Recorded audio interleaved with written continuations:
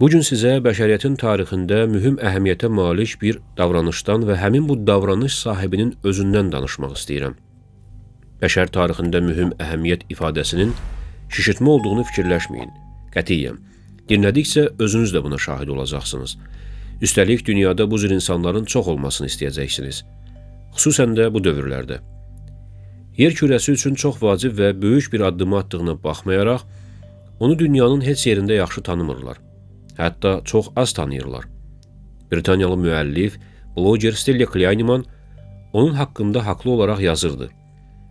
Onun adı adətən dünyanın ən nüfuzlu tarixi şəxsləri, ən tanınmış hərbi xadimləri yaxud hətta ən məşhur ruslar arasında da qeyd olunmur. Belə bir dırnaqarası şərəf çox vaxt qırmızı düyməni basanlara, tətiyi çəkənlərə, müharibələrin başlanması haqda əmr verənlərə və dünyanı alt-üst edənlərə qismət olur. Nəinki dünyanı sülh içində saxlayanlara. Nə deyəsən? Stella xanım haqlıdır. Keçmiş Sovet zabiti Stanislav Petrov 1939-cu ilin sentyabr ayının 7-sində Rusiyanın Vladivostok şəhərində anadan olub. Onun atası 2-ci Dünya müharibəsi vaxtı hava qüvvələrinin zabiti, anası isə tibb bacısı olub. Kiyev Ali Radiotexnika Mühəndislik Məktəbinə daxil olan Petrov 1972-ci ildə buranı bitirdikdən sonra Sovet hava hücumundan müdafiə qüvvələrində xidmətə başlayır. 1983-cü ilin sentyabr ayının 26-sına kimi Stanislav Petrovun həyatında hər şey yaxşı gedirdi. O, qüsursuz xidmətinə görə fərqlənən, polkovnik leytenant rütbəsində bir zabit idi. Şəxsi həyatında da narahat edici problem yox idi. Raisa adlı xanımla ailə quran Petrovun biri qız, biri oğlan olmaqla 2 övladı vardı. Ancaq həmin illərdə onun ölkəsinin, yəni SSR-nin ciddi təhlükələrlə üzləşdiyi bir dövr idi. Əlbəttə, ölkə rəhbərliyi bu haqda ictimaiyyətə məlumat vermirdi. Amma SSR-də əhalinin əksəriyyəti soyuq müharibənin isti dövrünü yaşadıqlarını bilirdilər. Sovet rəhbərliyi isə həmin dövrdə Amerika Birləşmiş Ştatları prezidenti Reaganın anti-SSR ritorikasının artmasını əsas gətirərək, tezliklə ABŞ-la aralarında ciddi münaqişələrin yaranacağını ehtimal edirdi. SSR hərbi rəhbərliyi ABŞ-dan hər hansı bir zərbə gəldiyi təqdirdə bunun qarşısını almaq, üstəlik cavab zərbəsi vurmaq üçün müxtəlif planlar, tədbirlər hazırlamışdı və hazırlamağa davam edirdi. Xüsusən də NATO və ABŞ-dan gələn ballistik raket hücumlarını aşkarlamaq üçün erkən xəbərdarlıq sistemləri üzərində işləyir, onu daha da təkmilləşdirirdilər. Qeyd etdiyimiz kimi, həmin ərəfələrdə SSR-ABŞ münasibətləri özünün ən gərgin dövrünü yaşayırdı. Bu, Kuba raket böhranından sonra ən böyük gərginlik dövrü idi. ABŞ-ın Sakit Okeanda keçirdiyi 2 həftəlik donanma təlimləri də məhz 1983-cü ildə baş vermişdi. İkinci Dünya müharibəsindən sonra Sakit Okeanda keçirilən ən böyük təlim hesab edilən bu təlimlər SSR-yə qarşı təxribat xarakteri daşıyırdı və haqlı olaraq Sovet rəhbərliyi bundan ciddi narahatlıq keçirirdi. 1983-cü ilin sentyabr ayının 1-də isə gərginliyin ən yüksək səviyyəyə çatmasına səbəb olan hadisə baş verir. Belə ki, həmin gün Sovetlər Koreya hava yollarına məxsus Boeing 747 təyyarəsini vururlar. New York, Ankorik, Seul marşrutu üzrə hərəkət edən təyyarə ekipajın naviqasiya səhvi ucbatından təyin olunmuş kursdan yayınıb SSR hava məkana daxil olur. Həmin ərazidə isə Sovetlərin ballistik raketlərinin saxlanıldığı qurğular yerləşirdi. Sovet hərbi hava qüvvələri təyyarəni ABŞ kəşfiyyat təyyarəsi zənn edərək bir neçə dəfə xəbərdarlığa atəş açmış, sonra isə vurmalı olmuşdu. Dünyanın ən böyük aviaqəzalarından sayılan bu qəzada 269 nəfər həlak olur. Ölənlərin arasında ABŞ-ın Georgia ştatından olan konqresmen Larry McDonald da var idi. Hadisədən sonra SSR rəhbərliyinin davranışları beynəlxalq aləmdə haqlı tənqidə səbəb olmuş, SSR-nin beynəlxalq arenadakı nüfuzuna ciddi zərbə vurmuşdu.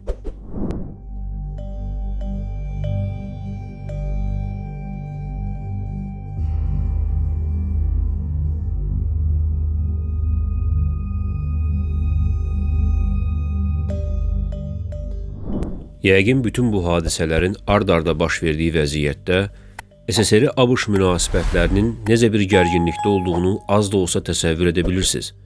İndi bu gərginliyin həmin vaxtki SSR ordusuna, xüsusən də hava hücumundan müdafiə qüvvələrinə necə sirayət etdiyini təsəvvürünüzə canlandırın. Stanislav Petrov da məhz belə vaxtda və belə bir günlərin birində, dəqiq desək, sentyabr ayının 25-də Moskva yaxınlığında yerləşən Serpuxov 15 məxfi hərbi hissəsinə yollanır. Həmin gecə Petrov orada növbətçi zabit kimi xidmətdə olacaqdı. Bəhs etdiyimiz hərbi hissə SSR-nin strateji müdafiə sistemlərindən idi. Bu obyektin təyinatı ABŞ və NATO ölkələrindən ediləcək qitələr arası ballistik raket hücumlarını vaxtında aşkar etməkdir. Belə bir hücum olduğu anda məxfi hissə bunu təsdiqləməli, məlumatı SSR komandanlığına ötürməli idi. Belə olan halda da SSR rəhbərliyi cavab zərbələri endirməyi, yəni nüvə raketlərinin buraxılmasını nəzərdə tuturdu. Sentyabr ayının 25-də növbəni təhvil alan polkovnik leytenant Stanislav Petrovun da vəzifəsi OK adlanan xəbərdarlıq sistemini diqqətlə izləmək, təhlükə olduğu anda yuxarı rəhbərliyə məlumat verməkdir. Axşam saat 20:00-da növbəni təhvil alan Petrov monitorların qarşısında əyləşib, onları diqqətlə izləməyə başlayır. Heç bir hücum, heç bir təhlükə əlaməti sezilmirdi. Hər şey sakit axarda gedirdi. Saatlar bir-birini əvəz edirdi. Amma dəyişən bir şey yox idi. Hər şey qaydasındaydı. Gecə saat 00:15-də Petrovun baxdığı monitor qızarmağa, iri hərflərlə start sözü görünməyə başlayır. Bu dəhşət idi. Çünki monitor ABŞ-dan qalxan ballistik raket haqda xəbər verirdi. Petrov və onun tabeliyində olan bütün hərbiçilər baş verənləri heyrət, dəhşət və qorxu içində izləyirdilər. Bəli, o an Stanislav Petrovun və onun hərbiçi yoldaşlarının hansı hisslər keçirdiklərini təsəvvür etmək çətindir.